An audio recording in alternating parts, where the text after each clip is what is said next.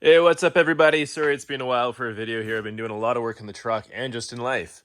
That happens. But today we are going to be doing transfer case fluid fill and drain.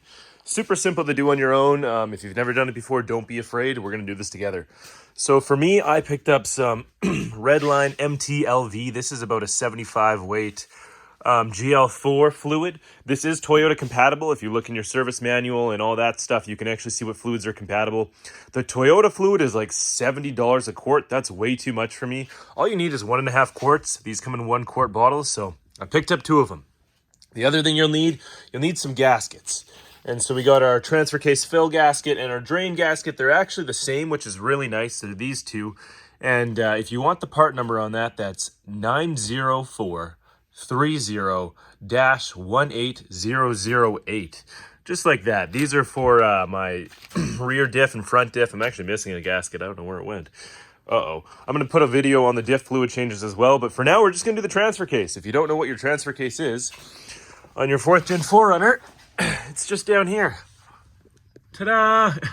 There it is. This lets you switch between 4 high and 4 low. Super simple to fill and drain. And so we're going to get right to that. And in 3, 2, 1, here we go. All right, so as it is with any fluid change, you always want to make sure your fill plug can come out first, because if you drain everything and you can't fill it back up, well, you're sitting not pretty. So right over here, if you see the transfer case, oh, this light is so bright. Right there, boom, look at that. Look at that beautiful fill plug. Man, that's a nice fill plug. What's this? Wait, what? Oh! We got a drain plug right here. So both of these are 24 millimeter plugs. And so you got your 24 millimeter socket. Fits on there good. Ka-chow, you can take it off. But of course, we're going to start with our fill plug. So I'm going to go ahead and take this one off. And you might be wondering, well, I don't even know how much fluid to put in here. It's 1.5 quarts. Okay, yeah, that's great. I don't like math. Basically, once the fluid starts coming out of the fill plug, you know it's full. And so I'm going to be using just a little hand pump to get the fluid out of the bottles into here. Once I notice it's dripping out, it's going to be full. But before we get to there, I need to drain everything. So I'm going to go get a drain pan, pull this plug off first, make sure everything's good, then pull this plug. All right, see you guys in a minute. All right, I got my fill plug out here, and I just wanted to show you guys this as well. I think in previous videos I pointed this out, I had a little leak here, and ta-da! It's gone. How's it gone? Because I changed out the transfer case output shaft seal. So if you're doing this repair or this drain and fill, I guess, not really a repair, maintenance, and you notice that you have a little bit of oil dripping off of the output shaft seal here, that's because you need to do your output shaft seal. So how do you do it? Not too hard. Basically pull off your drive shaft. There's going to be a little stake nut in here. Get that out. Pull everything out. Put it back in. Really easy. There you go. No need to watch a video. But anyways, I'm going to pull out the drain plug here, and we're going to check the fluid, check if there's any shavings, if it's dirty. I'm not too sure. This is the first time doing it on this truck, so wish me luck. I'm going to try to get this. Oh, that's going to be tough. I'll just show you guys as soon as it's pouring. All right, good news. That came off really easy. Almost a little bit too easy. I'm wondering if that was actually torqued down. But here we go. I'm just going to whiskey my way through this and don't get it dirty.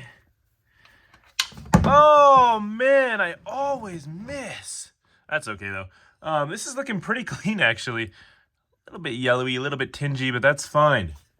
Doesn't look too burnt, not many shavings or anything coming out here, so I'm actually really happy with how this is looking. Trying to figure out what that noise was. I'm gonna go grab this drain plug. Look at that, there's the drain plug. These sometimes are magnetic, and so they can pull some of the shavings in if there is anything. But we're just gonna go clean up the fill plug and the drain plug and put new gaskets on them, and then we're gonna reinstall everything. Once this is done draining, this might take a few minutes.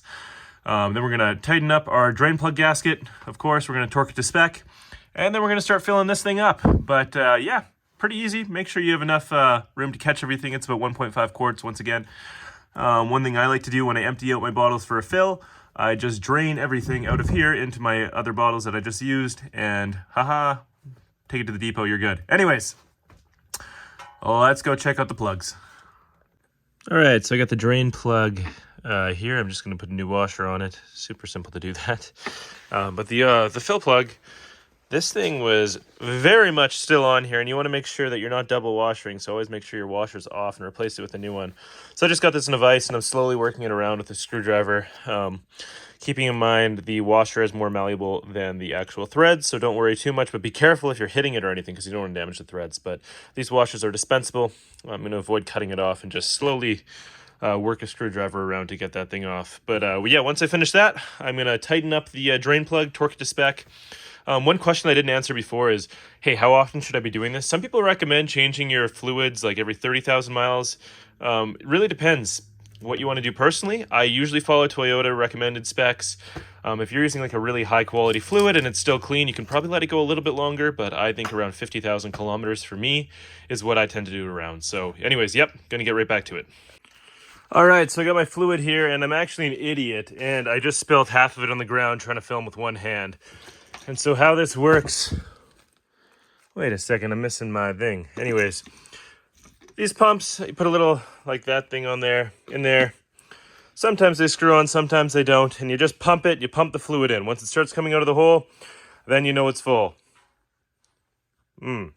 Okay, and so we are going to do that. I'm not going to do it with one hand this time because I probably have $30 worth of fluid on the ground now. So, oh Lord, I'm going to set this up to show you guys, but give me a minute here. Obviously, you won't know I'm taking that minute because it's a video. All right, so under the truck here, I'm not going to actually film myself putting the fluid in, but you get the idea. It's the fill hole right here. Put this into here, pump it up. 1 bottle, 0.5 bottles should be coming out. That's how you know it's full. I tried to film it, knocked over the bottle. Now I'm just sad, so I'm going to go ahead and fill this up, and then I'll be right back. All right, just finished filling it. How do I know it's done? Because it's dripping out of there. And so I'm going to tighten that drain plug back up, or that fill plug. And then what I'm going to do is cycle through 4 low and 4 high. Just get that transfer case moving a little bit. Make sure everything's lubricated with that new, nice MT LV Redline fluid. That stuff is slippery. How do I know? Yeah, it's all over the place. So I'm going to put everything back together, cycle through my transfer case, making sure I'm doing that anyways, just to make sure the actuators don't die and everything's pristine. Then I'm going to move on to changing the diff fluid. So I'll see you guys next time, or if you want to learn how to change your diff fluid, watch the next video here. See you later.